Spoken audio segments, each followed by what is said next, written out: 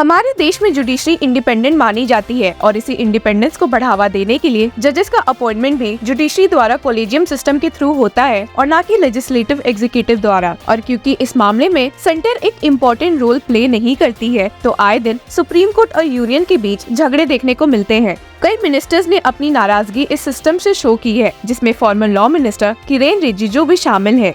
एक law minister ये बातें बोले तो कितना खराब लगता है, और तब क्या हो जब लीगल फ्रेटर्निटी के ही लोग जजेस अपॉइंटमेंट के प्रोसेस पर सवाल खड़े कर दे और उसे द वर्स्ट सिस्टम का टैग दे दे। ऐसा ही कुछ सुप्रीम कोर्ट के फॉर्मर जज जस्टिस आरिफ नरीमन ने कॉलेजियम सिस्टम के लिए कहा है। उनका ये कमेंट इसलिए भी इतना चौंकाने वाला है क्योंकि एक समय में वे खुद ही कॉलेजियम सिस्टम का एक पार्ट रह चुके हैं। जी हाँ, आपने सही सुना। अपने लेक्चर में कॉलेजियम सिस्टम को वर्स्ट और जुडिशरी को वीकेस्ट ब्रांच ऑफ गवर्नमेंट कहने के अलावा फॉर्मर जज ने क्या कहा है, इस वीडियो में हम देखेंगे।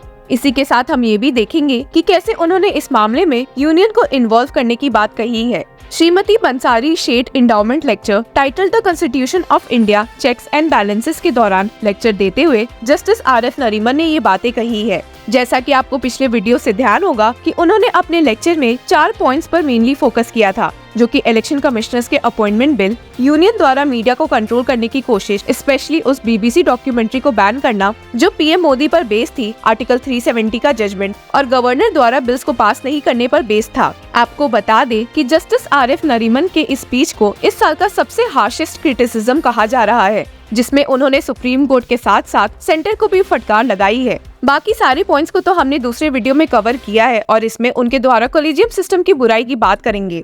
Federalist number 78 paper written by Alexander Hamilton का जस्टिस आरिफ नरीमन ने मेंशन किया था, जिसमें ये कहा गया है कि बिना किसी डाउट के ये साफ दिखता है कि जुडिशरी सबसे वीक गवर्नमेंट ऑर्गन है, और जिससे नरीमन ने भी अग्री किया है।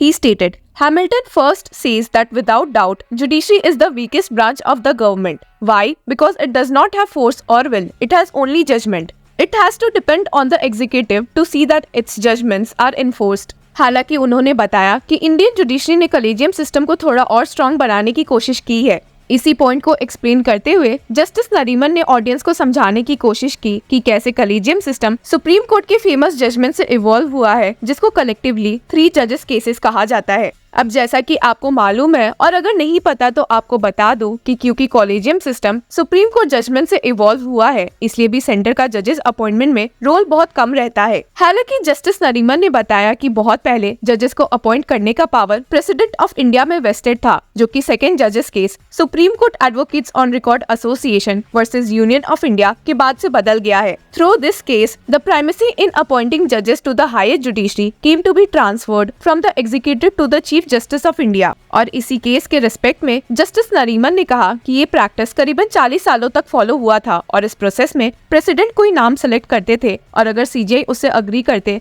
तो ठीक है, और नहीं करते और गवर्नमेंट को वो कैंडिडेट चाहिए था तो सीजीआई की विशेस को इग्नोर कर दिया जाता था। Justice Nariman stated all this changes with the second जजेस case. 9 judges ultimately held that independence of the judiciary is one of the pillars of our constitution, and if you really want an independent judiciary, you have to have the CGI that initiates the name and really speaking consultation. Therefore, the CGI became the important pivot and now no longer the government. अपने lecture को और explain करते हुए justice Nariman ने third जजेस case की भी बात की, जिसमें सुप्रीम कोर्ट ने प्रेसिडेंट के रेफरेंस पर कॉलेजियम को एक 5 मेंबर बॉडी बनाया था। इस पॉइंट पर उन्होंने बताया कि वे खुद ही एक समय पर कॉलेजियम का हिस्सा थे, और उनसे अक्सर ये सवाल पूछा जाता था कि कॉलेजियम कैसे काम कर रही है। Justice Nariman stated, "We are often asked this question, how is the collegium system working? I would say like Churchill famously said that democracy is the worst form of government except all other forms.